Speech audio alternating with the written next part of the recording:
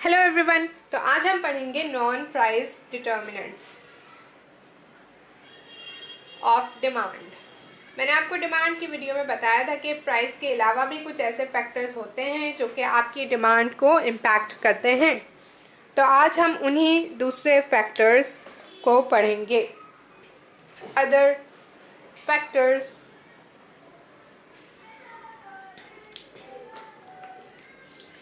तो शुरू करते हैं। पहला फैक्टर हमारे पास जो है वो है टेस्ट एंड प्रेफरेंसेस। लोगों की टेस्ट और प्रेफरेंसेस चेंज होती रहती हैं। फॉर एग्जांपल, अगर अभी कोई रिसर्च आए कि हेल्दी खाने वाले लोग ज़्यादा जीते हैं और ये रिसर्च आम हो जाए, तो काफ़ी सारे ऐसे लोग होंगे जो जंक फूड से हेल्दी फूड पे शिफ्ट कर जाएंगे। तो जो लोग जंक फूड से शिफ्ट करेंगे तो वो जंक फूड की डिमांड कम कर देंगे, और चूंकि वो हेल्दी फूड के पास चले गए हैं तो हेल्दी फूड की डिमांड इंक्रीज हो जाएगी, बढ़ जाएगी। इसके बाद दूसरा फैक्टर आपके पास आता है इनकम। जब आपकी इनकम बढ़ती है तो आप काफ़ी सारे प्रोडक्ट्स की तरफ शिफ्ट करना शुरू करते हैं। इसकी सबसे अच्छी एग्जांपल है ब्रांडेड प्रोडक्ट्स। जब आपकी इनकम बढ़ेगी तो आप ज़्यादातर ब्रांडेड प्रोडक्ट्स की तरफ मूव करते हैं, जबकि उसकी प्राइस अभी भी सेम है, बट फिर भी ब्रांडेड प्राइस की डिमांड बढ़ जाती है।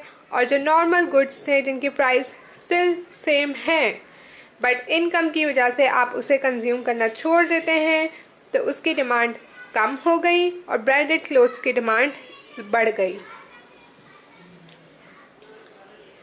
Price of related products.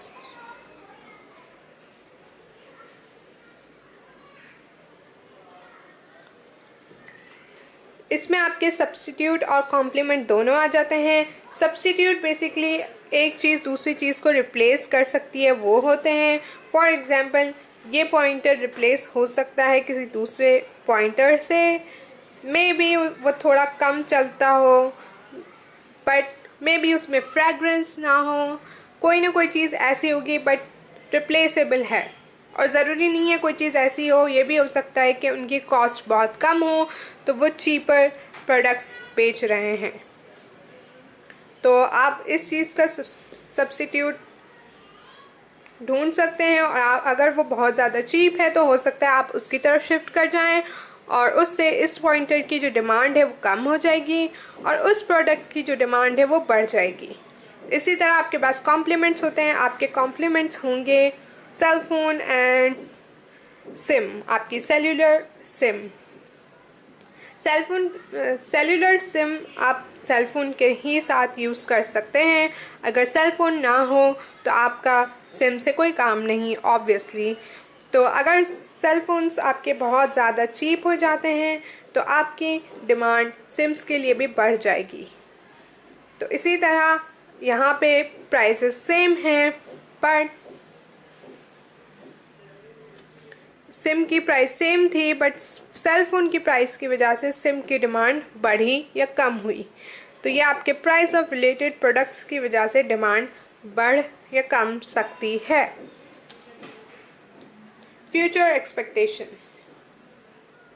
आप फ्यूचर में क्या सोचते हैं, क्या होगा, या किस चीज़ की आपको ज़रूरत पड़ेगी, या आपकी अगर फ्यूचर एक्सपेक्टेशन है कि इस मार्केट की प्राइस बहुत ज़्यादा बढ़ जाएगी।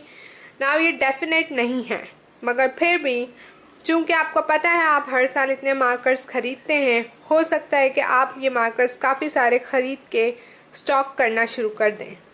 तो इस मार्कर की प्राइस बढ़ी नहीं है अब तक, जस्ट बिकॉज आपकी एक्सपेक्टेशन है, आप समझते हैं कि हो सकता है इसकी प्राइस बढ़ जाए, तो आप इसकी डिमांड बढ़ा देते हैं। Last one is number of buyers.